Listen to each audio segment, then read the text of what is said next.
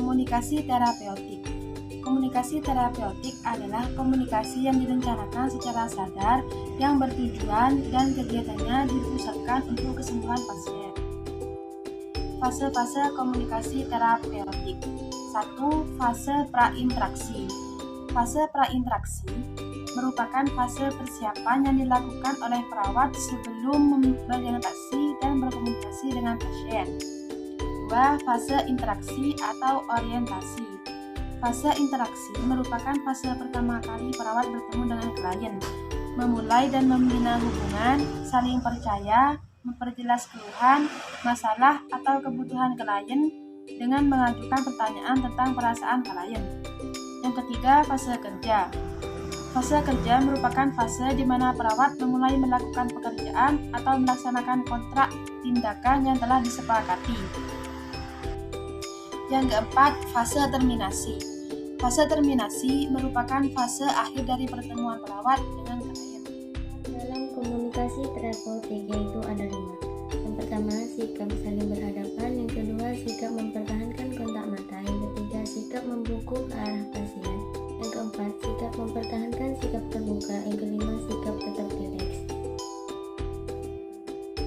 Teknik dalam komunikasi terapeutik yaitu ada 12. Yang pertama, teknik diam. Yang kedua, teknik operensif. Yang ketiga, teknik pertanyaan terbuka. Yang keempat, teknik refleksi. Yang kelima, teknik pengulangan. Yang keenam, teknik konfrontasi. Yang ketujuh, teknik exploring. Yang kedelapan, teknik giving recognition. Yang ke-9, teknik focusing. Yang ke-10, teknik verbalizing the employers. Yang ke-11, teknik observasi. Yang ke-12, teknik klarifikasi.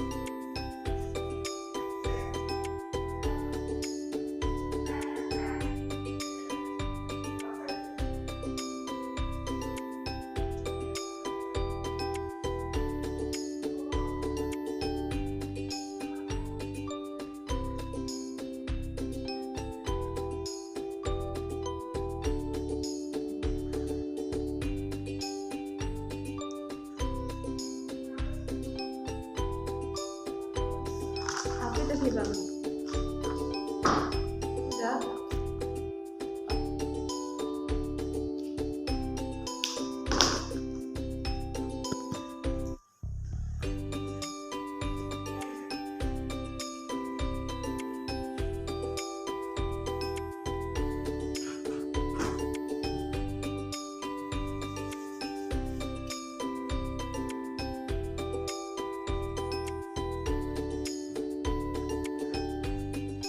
Sudah.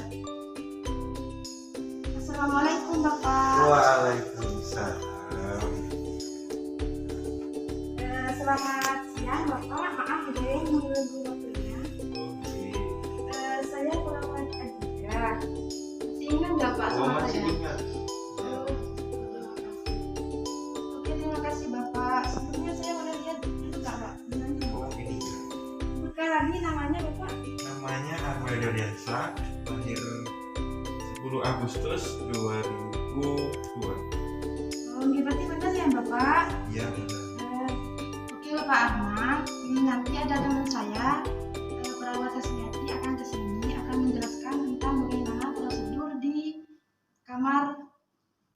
Oke Bapak Ahmad, nanti ada teman saya ya, perawat Tasmiati akan menjelaskan bagaimana tata tertib tentang ruang perawat di sini. Ya Bapak, Oh iya. waktunya tidak lama. Bapak tunggu di sini saja ya. Siap. Oke Bapak. Kak, saya permisi dulu Oh, ya. iya, Nanti iya. teman saya kesini. Oh iya.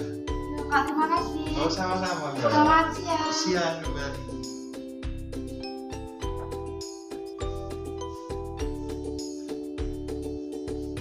Selamat pagi Bapak. Pagi juga Mbak.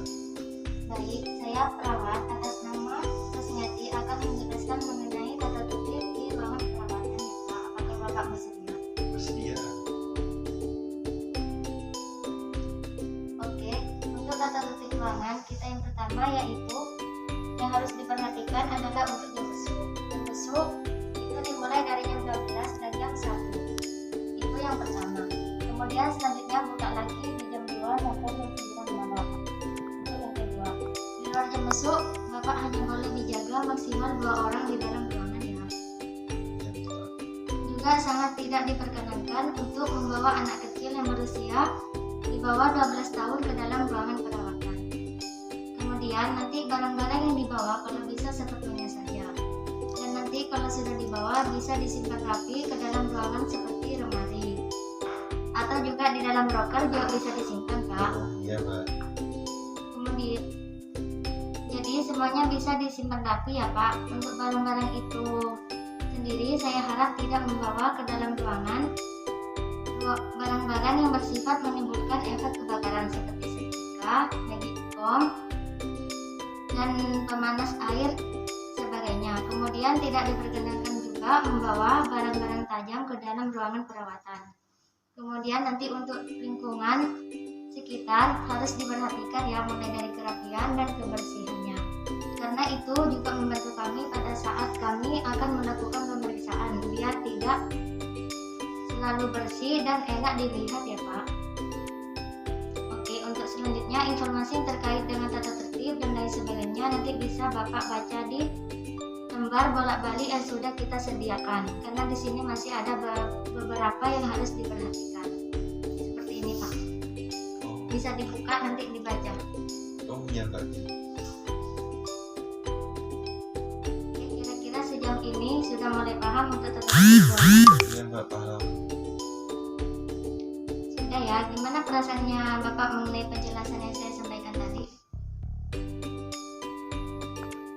Baik, untuk hal-hal apa saja yang perlu diperhatikan di dalam ruangan perawatan ya. Oke, kalau begitu sebentar ini nanti ada rekan saya lagi namanya Nes Afida. Nanti Nes Afida akan melakukan pemeriksaan terhadap Bapak.